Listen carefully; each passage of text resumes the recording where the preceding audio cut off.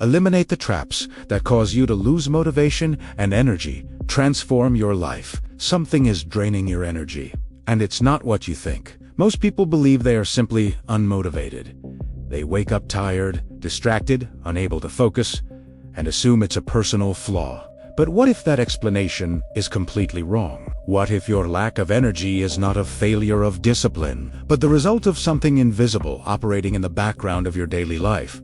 There is a system working against your focus, not a dramatic external force, but something subtle, constant, and designed in a way that your brain never questions it. Every time you feel your motivation disappear for no reason, every time you sit down to do something important and suddenly feel drained, there is a pattern behind it. Neuroscience helps explain this. Researchers at Stanford and MIT, studying attention and reward systems, found that the human brain is extremely sensitive to repeated micro-rewards. Small hits of stimulation, even seconds long, can shift your entire focus away from long-term goals. Over time, this doesn't just distract you, it reshapes how your brain assigns value to effort, focus, and patience.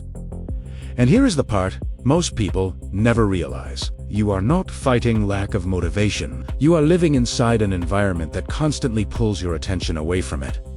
Before we go deeper, ask yourself something simple. How many times today did you reach for something without even thinking? How many moments did you lose without noticing? Because those small interruptions are not random. They are the first layer of something much bigger. And once you see it, you can't unsee it. Because what feels like normal tiredness might actually be the first sign that your mind has already been conditioned to lose energy before you even start. Mirror effect. Let me show you something you probably won't notice at first, because it doesn't look like a problem. It looks normal. You open your phone for one quick check, and suddenly 10 minutes disappear without intention. You sit down to work, but your mind feels heavy, like it refuses to engage. You tell yourself you'll start in a few minutes, and somehow those minutes stretch into hours. And at the end of the day, you feel tired, but you can't even explain why. Nothing dramatic happened. No big effort. No real stress, but your energy is gone anyway. This is where most people get confused. They assume something external must be wrong. But what behavioral psychologists and attention researchers have consistently observed is that the brain doesn't need a big event to lose focus. It only needs repeated small interruptions that feel harmless in isolation. At the University of California, studies on attention fragmentation show that every time your brain switches context, even briefly, it pays a mental tax. You don't feel it immediately, but over time, it builds into fatigue, irritability, and lack of drive. That's why you can feel exhausted without doing anything meaningful. Now think about your day. The moment you wake up, what is the first thing you expose your mind to? What do you consume while your brain is still in a fragile state? Because those early inputs quietly shape your entire rhythm for the rest of the day. And there's something even more subtle happening. You start tasks, but rarely finish them with full intensity. Not because you don't care, but because your attention has already been divided so many times that sustained focus feels unnatural. It's like your mind is constantly being pulled in small directions until nothing feels stable anymore. You don't feel lazy. You feel fragmented, and that fragmentation creates a deeper illusion. You start believing that you are inconsistent, when in reality, your environment has trained your attention to never stay in one place long enough to build momentum.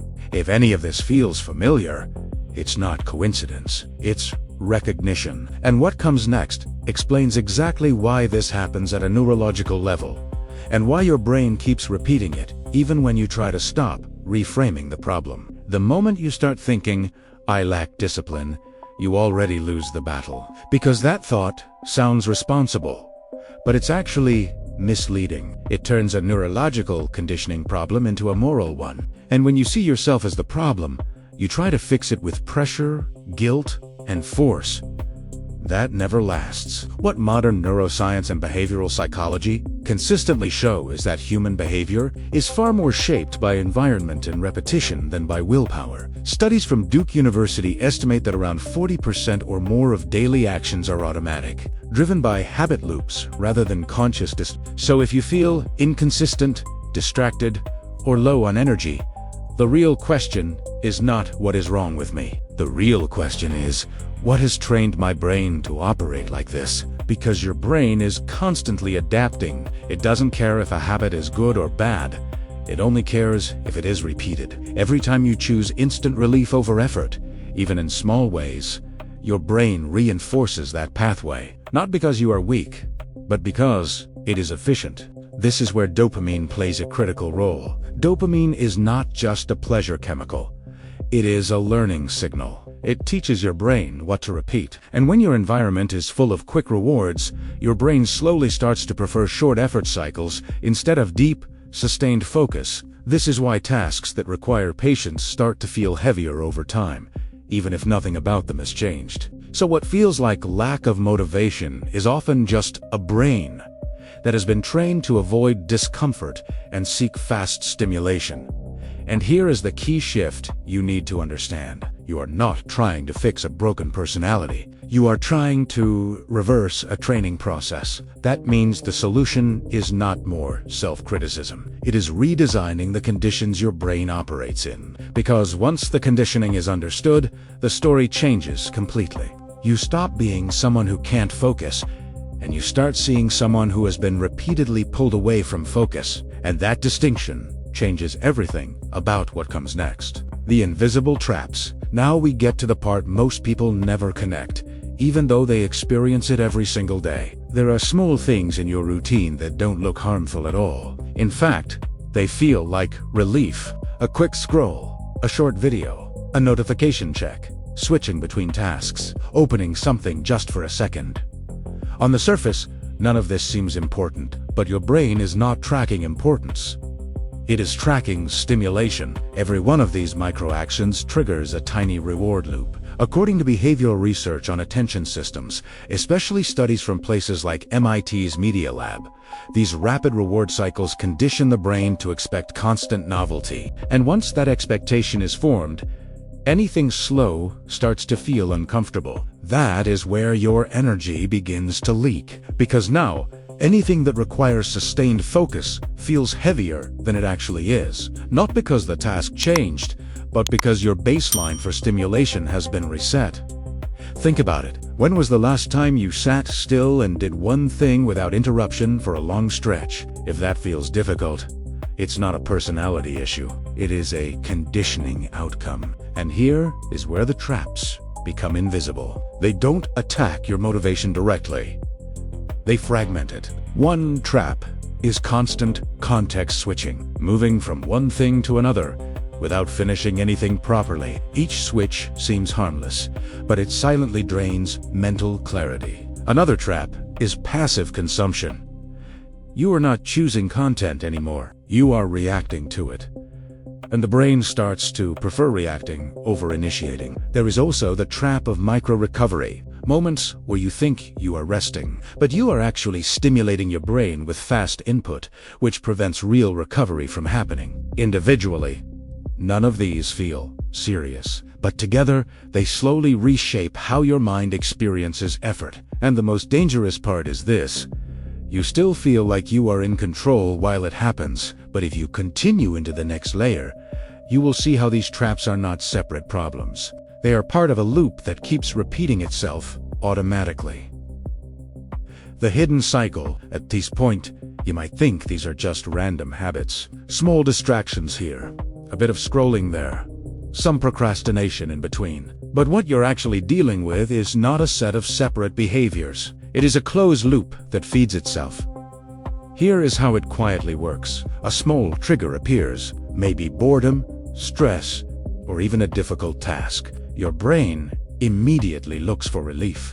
Not long-term relief, but fast relief. So you reach for something easy, a quick distraction, a short burst of stimulation. In that moment, dopamine spikes. Not in a dramatic way, but just enough to feel a shift in state. The discomfort drops, the tension disappears. But right after that comes the hidden cost. Your baseline energy decreases slightly. Focus becomes harder. The original task feels even more uncomfortable than before. So now, your brain learns a simple rule. Avoid effort. Choose stimulation. This is the loop researchers in behavioral neuroscience often describe as reinforcement cycling. The brain is not trying to sabotage you. It is optimizing for what feels easiest in the moment. The problem is that this optimization has consequences, because every repetition of this cycle strengthens the pathway. Every time you escape discomfort through quick stimulation, the threshold for focus becomes higher. You need more effort to start and less resistance to quit. And over time, something subtle happens. You stop noticing the transition between choice and reaction. You are no longer deciding consciously most of the time. You are responding. That is why motivation feels unstable. It is not disappearing randomly. It is being consumed by a loop that resets itself every time you feel discomfort. And once this cycle becomes automatic, breaking it is no longer about willpower. It becomes about interrupting the pattern before it completes. That is exactly what comes next. Deconstructing the cycle. If you've understood the loop so far, this is the point where everything shifts, because trying to feel motivated inside that cycle is useless. Motivation is not what breaks it. In fact, motivation is often the first thing that gets consumed by it. What actually changes the system is interruption, not dramatic change, not a perfect routine, just small, precise breaks in the pattern your brain has been repeating automatically. Neuroscience gives us a clear explanation for this. The brain works through prediction. It constantly tries to predict what will come next based on past behavior. When the pattern is interrupted, even slightly, the prediction fails. And in that moment, the automatic loop loses strength. That is where control starts to return. This is why people often feel a strange resistance when they try to change simple habits. It is not laziness. It is the brain defending a familiar loop. Familiarity feels safer than efficiency. But here is the key insight you need to hold on to. You don't need to eliminate the entire system at once. You only need to interrupt the sequence at critical points. For example, the moment you feel the impulse to escape into distraction, there is a tiny window before the action happens. That window is where control exists, not after the habit starts. Before it begins, and the more often you interrupt that moment, the weaker the loop becomes, not instantly, but progressively. This is where control replaces motivation, because motivation depends on emotion. Control depends on structure, and structure is something you can build even when you feel nothing. This is also where identity starts to shift. You are no longer someone trying to fight distraction. You are someone who is learning to recognize the moment before it takes over, and that awareness changes everything about how energy is used. Now, the next step is not about resistance anymore. It is about rebuilding your mental system so it stops draining energy in the first place. Mental reset and energy repositioning. At TS stage, the goal is no longer to fight your mind. It is to reset the conditions your mind operates under. Because when your environment keeps triggering the same loops, even strong discipline eventually collapses. What you need is not more effort, but less friction in the right direction and more friction in the wrong one. This is where small structural changes start to create disproportionate results. One of the most important principles in behavioral science is that energy follows attention. Wherever your attention goes first in the day, your mental state tends to follow. That is why early input matters more than people realize. Researchers studying cognitive performance at places like Princeton University have repeatedly observed that early cognitive overload reduces sustained focus for hours afterward. So, the first reset is simple. Reduce early stimulation. Not completely eliminate everything, but avoid starting your day by feeding your brain rapid, fragmented input. The second reset is about environment design. If your brain has easy access to distraction, it will use it without hesitation. Not because you are weak, but because the path of least resistance always wins. So, the system must change before behavior can change. The third reset is about recovery. Real recovery is not stimulation disguised as rest. It is moments where your brain is not switching, reacting, or consuming. Without this, your dopamine system never stabilizes, and everything starts to feel slightly heavier than it should. When these adjustments start stacking together, something important happens. Your baseline changes. Tasks that once felt heavy begin to feel manageable again. Not because they changed, but because your nervous system is no longer overloaded. And this is where clarity starts to return. But there is still a deeper layer that most people ignore. Even after improvement, there is a silent risk that keeps pulling people back into the same cycle without them noticing. And that is what we need to address next. Even when you start improving, there is something most people don't see coming. Because the real danger is not the days when everything feels out of control. The real danger is when things start to feel better, but the underlying system is still active in the background. You begin to function again. You complete a few tasks, you feel slightly more focused, and your brain interprets that as recovery. But in reality, the old patterns are still there, just less visible. This is where relapse silently happens, not as a dramatic collapse, but as a slow return to old inputs. A few extra minutes of distraction here, a small justification there, just a quick break that turns into a pattern again. And because you already experienced improvement, your brain lowers its alert level. Behavioral studies on habit formation show that once a behavior loop is partially weakened, but not fully replaced, it becomes more unstable, not less. That instability creates inconsistency. One good day, two average days, then back to old patterns without a clear reason. And this is where most people lose progress, not because they don't know what to do, but because they stop protecting the system that created the improvement in the first place. Energy doesn't disappear suddenly. It leaks through small permissions, small compromises that seem harmless in isolation, but rebuild the exact same loop you were trying to escape. And if you are not aware of this, you start blaming yourself again. You think you are inconsistent, but what is actually happening is that the cycle is quietly reactivating in the background. This is why awareness alone is not enough. You need consistency in the structure you built, even when things start feeling normal again.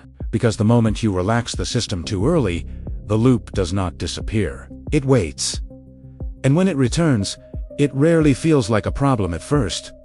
It feels familiar. At this point, everything comes down to one simple realization. Motivation was never the real issue. What you were calling lack of energy was actually a predictable response from a system that has been trained over time to prioritize stimulation over effort and relief over discipline. And once you understand that, the entire narrative changes. Because now, you are not trying to fix yourself.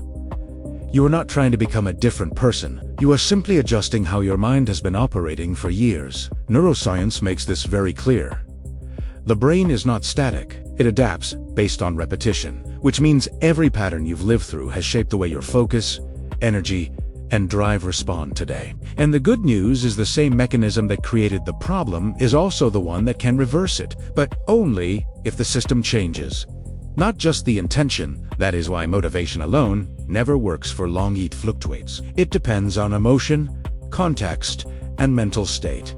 Control is different. Control is built through structure, environment, and repetition. And once you start seeing your life through that lens, something important happens. You stop relying on feeling ready. You stop waiting for energy to appear, and you start recognizing patterns before they take over your behavior. This is the real shift. Not becoming someone who never loses focus, but becoming someone who understands exactly when and why focus is being lost. Because awareness breaks automation, and when automation breaks, choice returns. That is where change actually begins.